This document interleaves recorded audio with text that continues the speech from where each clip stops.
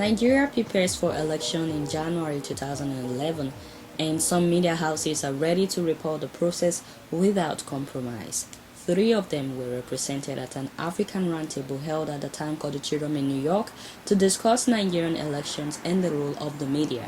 The forum was organized by the Global Information Network and moderated by the publisher of SaharaReporters.com. On the panel were Mr. Sylvester Ebodage, Mr. Shola Oshunkeye, Mr. Musekilu Mujid, and Mr. Mohamed Keita, the Africa Advocacy Coordinator of the committee that protects journalists.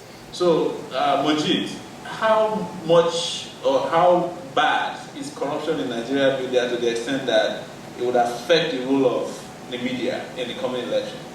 Some of the major newspapers in Nigeria are owned by politicians. Some of them are contesting the election. These guys are corrupt by themselves and they see nothing wrong in compromising the media.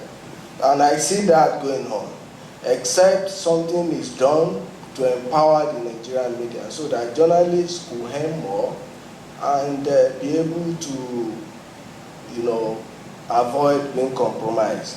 Same politicians we are supposed to put in check coming to tell us what we should report, what we should publish. And I found that very, very disturbing. And it's also part of the big problems we're having to deal with. That most of the media we see are either owned or controlled, influenced by these money bags. Rather than do what we are trying to do now, giving our platform to people with fresh ideas, younger people, we run after these so-called money bags, as they are called. They have the money to sponsor campaigns in the media. Most media owners in Nigeria don't have sufficient funds to sustain production, so most of the time they find themselves falling back to the same set of people at night to solicit funds, and in the process they mortgage their independence. The Nigerian media certainly over the years has been looked at as a leader in West Africa and across the continent, and it continues to be. Now, of course, there are other problems that need to be discussed. For instance, there's a lot of work to be done for the press because up to this day, Nigeria still has in its books laws that were set up by the colonial rulers and then the military rulers of the country, essentially to restrict the press.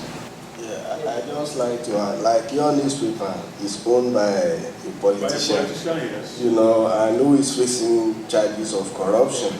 So how do you handle that if he prefers a candidate and you as an editor prefers another? So how do you handle that? Well, we've been fortunate in that respect because to be very fair to the man, he does not interfere in our editorial policies. So far, we've been enjoying some kind of independence in the kind of editorial decisions that we take. The Independent National Electoral Commission, who is headed by a former radical professor named as Mahmoud Jiga, announced this timetable. One of the things he plans to do, which I think is going to be the ninth wonder of the world, is to register 70 million Nigerians in 2 weeks. I don't think it's even possible to do that in New York, to register 8 million people who live in this city in 2 weeks. And then you have to do it in Nigeria. The machines for the registration have not arrived. Nobody is aware of who is bringing in the machines.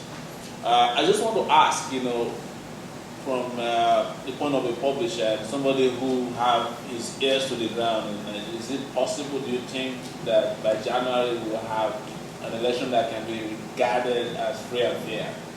I don't think it is possible to register 70 million Nigerians within 2 weeks. It's going to be challenging for the Commission unless we would have a repeat of what we had before, where the likes of Lisa would have her name on the Nigerian voters register. Even though she doesn't live in Nigeria, we'll be having names like Mike Tyson again. And then they come and tell the public we registered 70 million people. Also, there is a danger of diversionary tactics. If you observe, the election is just about 4 or 5 months away. Nobody is talking about what each of the candidates are going to do for Nigeria. We're talking about zoning, which part of Nigeria should produce a president, which part of the state should produce the governors. So, and the politicians are enjoying that, and the media is playing along. So we're not really holding those who've been in office accountable. We're not asking them what their agenda have for the Nigerian people. So those are the dangers facing the reporting of elections in Nigeria. Fellow publishers and editors-in-chief, they call me and they say, "Come, are you the only one aware of that?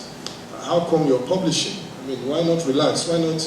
These people say they try to reach you and you're not trying to listen to them.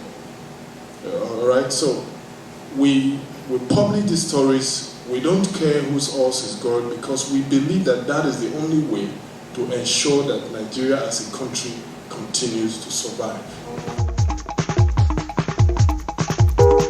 I think the problem is that there is a lot of lackadaisical, it's not lackadaisical attitude, they just don't believe that debates matter, because the people who win elections in Nigeria don't win it based upon acceptance from the populace. They win it based upon their ability to rig, to beat up people, maim people, and kill people before the election, during the election, and after the election.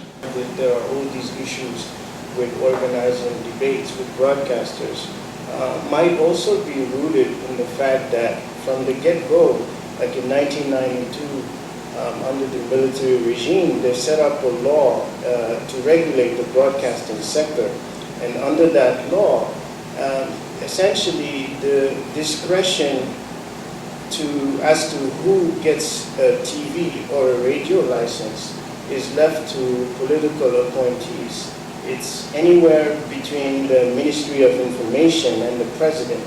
So with that, you have a system that is set up where essentially it's political appointees that decide who gets a license.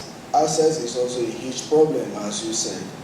In Nigeria, we have 36 states in Nigeria, and each of the states has its own TV stations, publicly owned TV stations. And those TV stations are beholden to the ruling, party or government.